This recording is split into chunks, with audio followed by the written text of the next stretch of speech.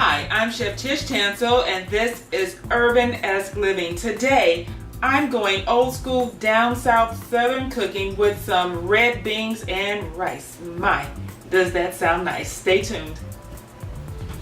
Hi, I'm Chef Tish Tansil, and I am the host of URBANesque Living. I'd like to invite you to join me Saturday afternoons on Comcast TV 68 at 2:30. See you there.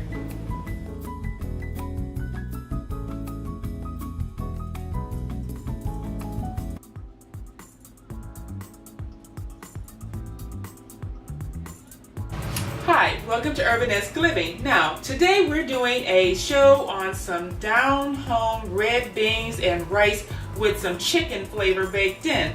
The first thing I'm going to do is get my flavor base going. And by doing that, what I'm going to do is take my onions and I'm going to start sauteing them. And I'm going to use something that's not so southern, some coconut oil. I love using coconut oil in my cooking because it adds so much flavor. So I'm going to do about 2 tablespoons of oil, and I'm going to put them in my induction cooktop, and I'm using cast iron today. Cast iron and beans go hand in hand. So we're going to turn this on low and get our oil melted. Now that the oil is in our cast iron pot, I'm going to add my onions and my celery and brown them.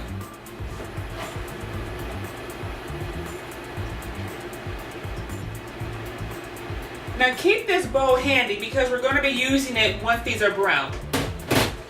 So what you're going to do is toss your onions and your celery in your oil and make sure everything's nice and coated.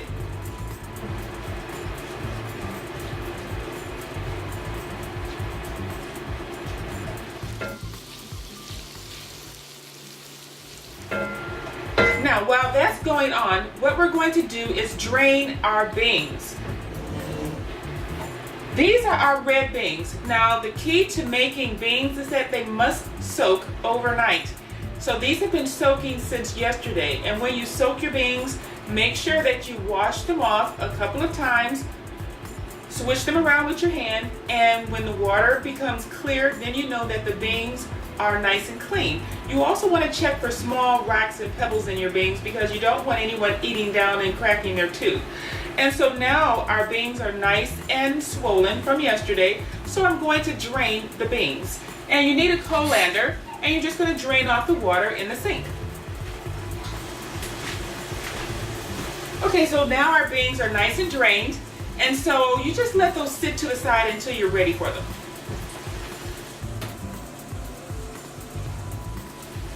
And in the meantime, you just make sure that your onions and your celery are browning.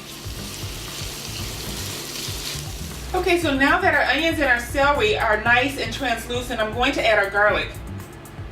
And that's about a tablespoon of garlic. And we're just going to stir this in and let it cook a little bit also.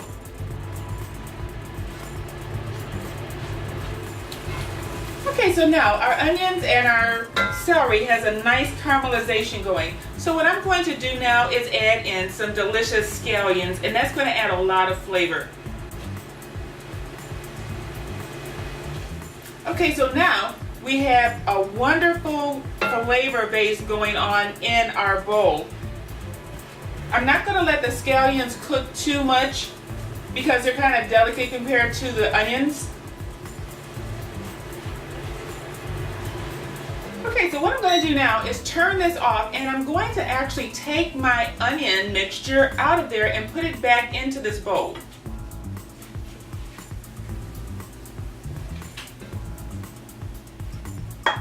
So now I have my onion mixture already ready to go. Everything is sauteed. So what I want to do is actually brown my chicken. And the chicken is going to add a lot of flavor. Plus, if some people like chicken, they can have the chicken. If you don't want to add the chicken to this red beans and rice, you don't have to, but it adds a great deal of flavor. Now there's already some oil that's still left in this cast iron pot, so we don't want to add another element or more oil to this. The oil in here plus the oil in the chicken skin will help the chicken brown nicely. And as we all know, brown chicken definitely has a lot of flavor.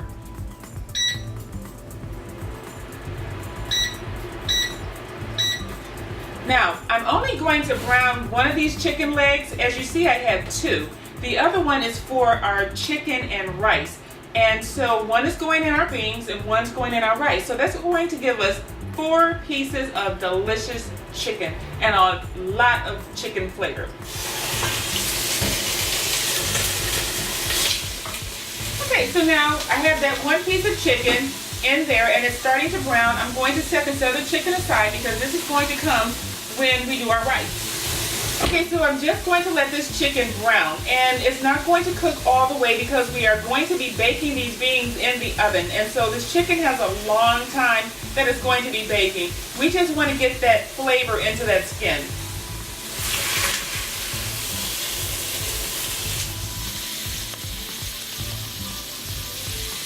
Okay, so now our chicken is browning on both sides. I already browned it on the top, the skin side, and I turned it over to let it cook a little bit on the underside, which doesn't have any skin. We want that flavor to build all the way through.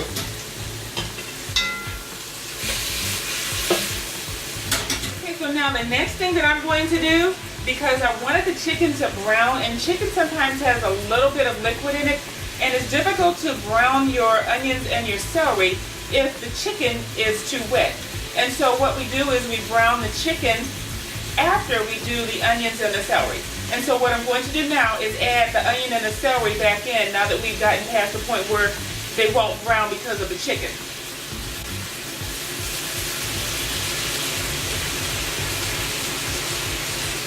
And make sure to get all that terrific flavor out of the bowl. I'm not one that believes in leaving a lot of elements in the bowl.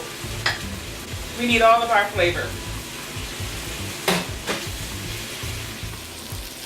So now everything is in our pot, and I'm going to just let this cook just a little bit to make sure that our onions and our celery get some of that terrific chicken flavor. Okay, so now our onions and our celery has all been mixed in with the wonderful juices from this juicy piece of chicken thighs. I love chicken thighs. I think that between any part of the chicken, chicken thighs have the most flavor, and I love to use chicken thighs when I cook because it does have a lot of fat, but it's not the kind of fat that's bad for you. Chicken thighs have actually been proven to have very good elements for your body. So chicken thighs have a lot of vitamins, a lot of flavor. I would suggest you try them if that's not your favorite part of the chicken. You might be a fan too. Now the next step that we're going to do is we're going to add our liquids. And I'm using coconut water. I love coconut water in cooking because it makes everything taste so rich. You can add water or you can add broth, but I'm doing coconut water. Now, for our beans, we're going to let them cook a while, so I'm going to add 4 cups of liquid.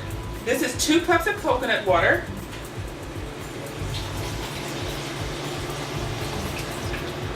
That was 2 cups of liquid. Now I'm going to add another 2 cups of liquid, and what this is a mixture of some tomato sauce, and it's also some chicken drippings left over when I baked some chicken the other day. Whenever you bake chicken and you have some leftover juices in the pan, save those juices because those are terrific to cook with. And so I'm going to add 2 cups of that. And so I had about 1.5 cup of liquid left from the chicken, so I just made up the difference with some tomato stock.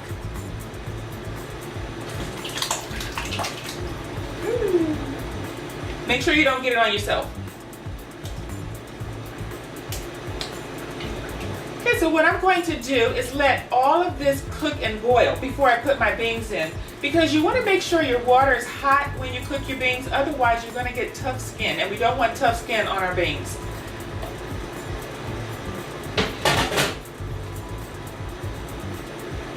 And at this point, what I'm also going to do is add in my spices because I want everything really flavorful.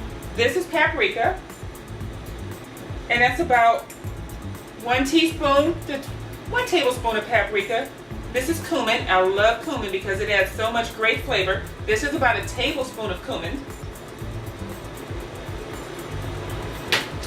1 terrific bay leaf, and if you've ever cooked with bay leaves, when you are baking, it adds a lot of flavor. So add just 1 bay leaf or 2 small ones if you like. This is turmeric. And of course we have our sea salt. And you can just put in about 1 tablespoon of salt. And then we have our pepper.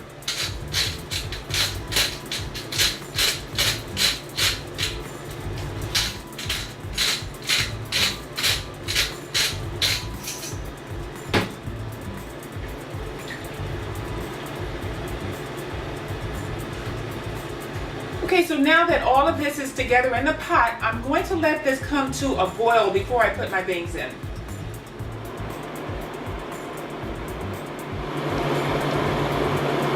Okay, see, that didn't take long. That's why I love cooking with induction cooking, because when you're boiling liquids, it takes a fraction of the time on an induction cooktop as opposed to a gas or an electric cooktop.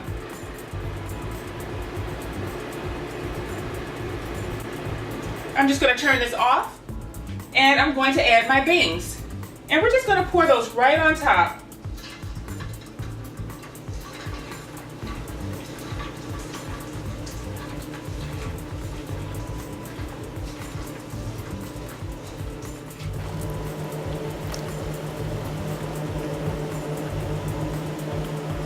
Okay, so now our beans are all stirred into our base. And the only thing we have to do now is let this cook and let all these delicious flavors merge together. And we're going to do this by putting this entire pot inside of our oven at 350 degrees.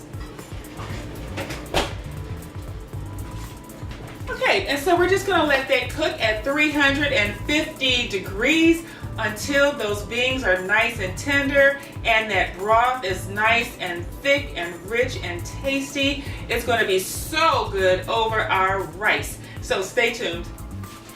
Hi, welcome back. Our beans have been in the oven for a number of hours now, and they're nice and tender, and all that wonderful flavor has baked on in. I'm going to show you what this looks like now.